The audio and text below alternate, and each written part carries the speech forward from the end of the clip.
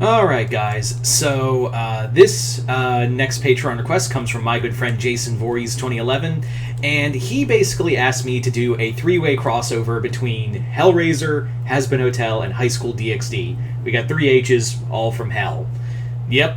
Also, if you haven't seen Highschool DXD, you probably should be mature. It's for a mature audience, that's all I'm gonna say. And I know what you're thinking, but Hazbin Hotel. Yeah, but it's mature for different reasons, I will say that. So let's get started. So this three-way crossover basically begins with with a investigation from the crew of of Highschool DXD. It's gonna, oh god, I'm gonna already get tongue-tied already. So basically the group is essentially finding out that there is like a series of these brutal ritualistic killings going on all across Japan, and they all have to do with a box. And Reyes, the leader, basically knows what it is. It's the lament configuration, the box, and she's like, oh god, I know what this is. And she's like toying with the box, and Issei is like, well, it looks like a puzzle box. You think we can play, what's in it? And she's like, hell. And he's like, okay, we fought hell before, shouldn't be that scary. And she's like, no, you don't understand. This is a different kind of hell. This is a hell that is beyond your understanding. We need to talk to some experts, and there's someone if there's something going on, there's someone I need to converse with. So Reyes leaves for Hell, and she goes down into Pandemonium, the capital city of Hell, in order to go out and seek out an old friend of hers. That old friend of hers is Charlie. So in here, Charlie and Reyes grew up together. They were childhood friends, mostly because Reyes Gremory is the daughter of an actual demon in Christian mythology called Gremory. So he's a Hell Lord who is very loyal to Lucifer. So Reyes and Charlie grew up together as childhood friends. So Reyes goes to seek out Charlie, the Princess of Hell, because she's like, hey, I gotta talk to you about something. Do you guys remember the Cenobites? And she's like, yeah, I know the Cenobites. What about them? They were a bunch of demons that even my father was not really keen on. You know, she basically she explains that in this story, the Cenobites were a bunch of demons who were of humans, and they did serve the Leviathan, who the Leviathan is a construct in hell, is a demon of hell. But in here, the Cenobites were attempting a coup against Lucifer. Lucifer cast them out. And you may be saying, well, what about Leviathan? Leviathan was powerful, but like even Leviathan bows to Lucifer. That's the thing, is that Lucifer is the Alpha and Omega in hell. So he is like, yeah, get the fuck out, man. I don't want you here. Like, you don't get to dictate what goes on in the bowels of hell. There's only one person who does that. That's me. So they've been basically living in a little section of hell and have to stay there because they can't. If they cross out of that little hellscape they have, then Lucifer would just completely wreck house against all of them. So that's where they've been. So Reyes talks to her and she's like, "This look familiar?" And she's like, "Yeah, that's the lament configuration. That looks really bad. Like, this is like some serious bad news if that's there. If you have the lament configuration, this probably means that the Cenobites have been traveling to Earth, using humanity's like desires and lusts against them and coming to Earth, behind my dad's back." And she's like, "Yeah, we should probably talk to your dad." And Charlie goes, "Ha, funny thing about that. Yeah, my dad and I don't talk no more. But I can do you one better. I and a couple of my friends will come up there and we'll help you figure out what's going on.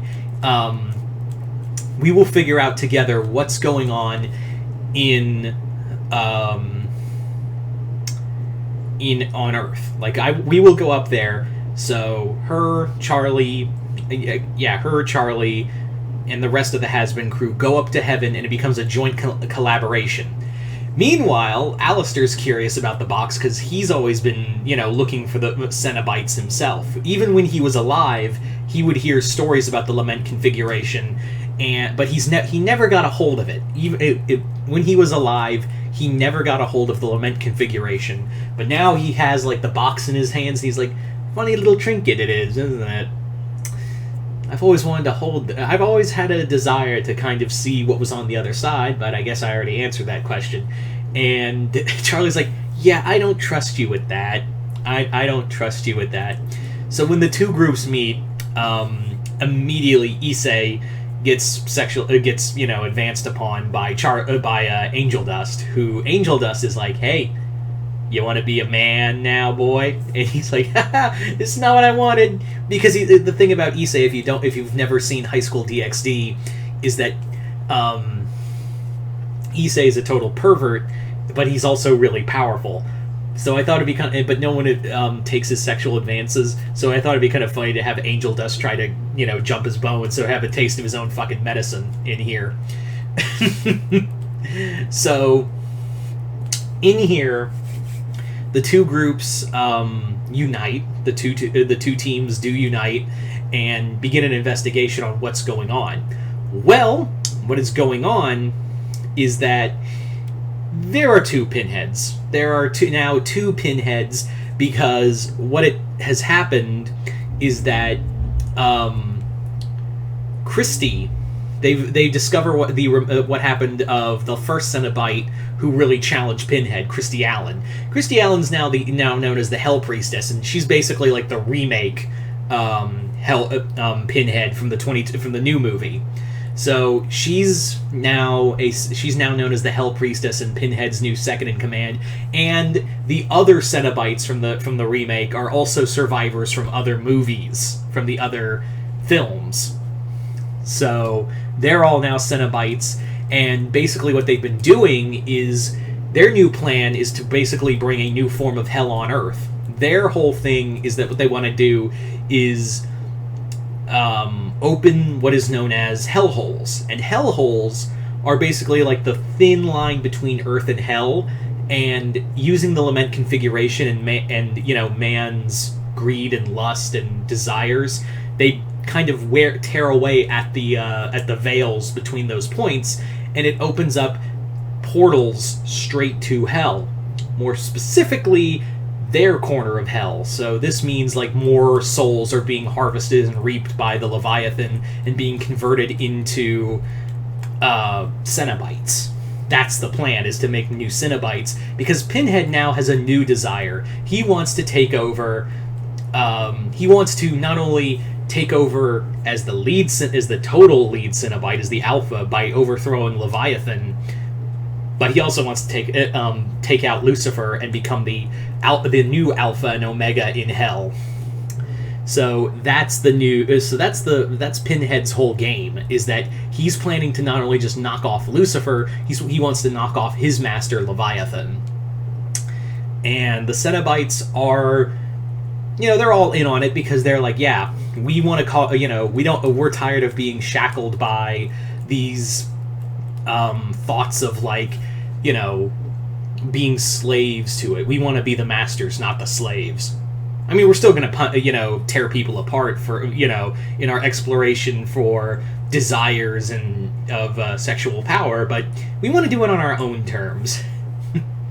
So that's the core of the story, is that's what happens, is that Pinhead wants to make a new hell on Earth, and also take over both Earth and Hell at the same time.